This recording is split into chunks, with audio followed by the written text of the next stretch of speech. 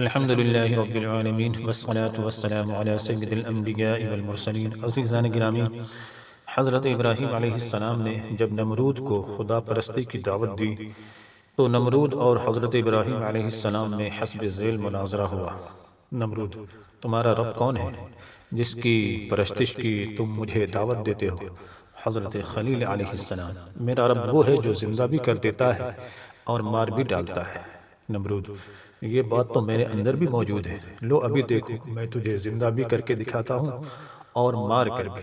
یہ کہہ کر نمرود نے دو شخصوں کو بلایا، ان میں سے ایک شخص کو قتل کر دیا اور ایک کو چھوڑ دیا، اور کہنے لگا دیکھ لو، ایک کو میں نے مار ڈالا اور ایک کو گرفتار کر کے چھوڑ دیا، گویا اسے زندہ کر دیا۔ نمرود کی یہ احمقانہ بات دیکھ کر حضرت خلیل علیہ السلام نے ایک دوسری مناظرانہ گفتگو فرمائی اور فرمایا: خلیل علیہ السلام، میرا رب سورج کو مشرق کی طرف سے لاتا ہے، تجھ میں اگر طاقت ہے تو تو مغرب کی طرف سے لا کر دکھا۔ یہ بات سن کر نمرود کے ہوش اڑ گئے اور لاجواب ہو گیا۔ سبق: جھوٹے دعوے کا انجام ذلت و رسوائی ہے اور کافر انتہائی احمق ہوتا ہے۔ نمرود ملعون نے حضرت ابراہیم علیہ السلام سے جب مناظرہ میں شکست کھائی تو کچھ نہ کر سکا، حضرت کا جانی دشمن بن گیا اور آپ کو قید کر لیا، اور پھر ایک بہت بڑی چار دیواری تیار کی اور اس میں مہینہ بھر تک بکوشش قسم قسم کی لکڑیاں جمع کی اور ایک عظیم آگ جلائی جس کی تپش سے ہوا میں اڑنے والے پرندے جل جاتے تھے، اور ایک منجنیق اور گوبھن تیار کر کے کھڑی کی اور حضرت ابراہیم کو باندھ کر اس میں رکھ کر آگ میں پھینکا۔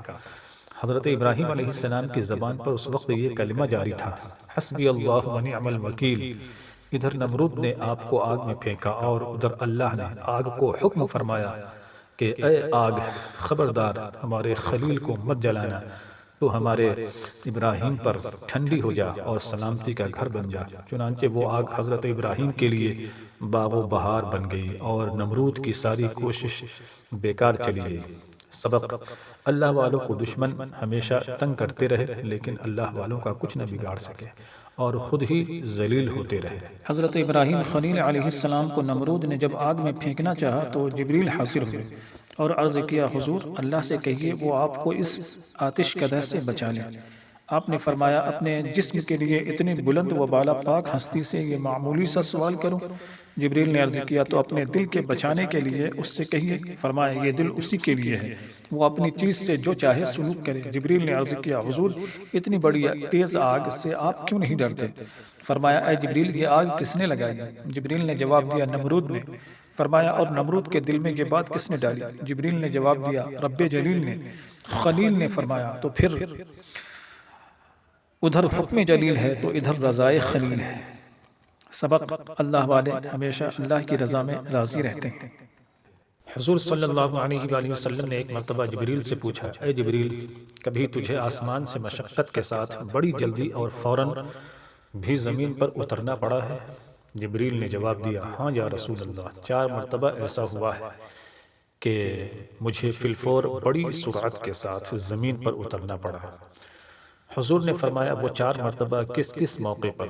جبریل نے عرض کیا: ایک تو جب حضرت ابراہیم علیہ السلام کو آگ میں ڈالا گیا تو میں اس وقت عرش الہی کے نیچے تھا، مجھے حکم الہی ہوا کہ جبریل خلیل کے آگ میں پہنچنے سے پہلے فوراً میرے خلیل کے پاس پہنچو۔ چنانچہ میں بڑی سرعت کے ساتھ فوراً ہی حضرت خلیل کے پاس پہنچا۔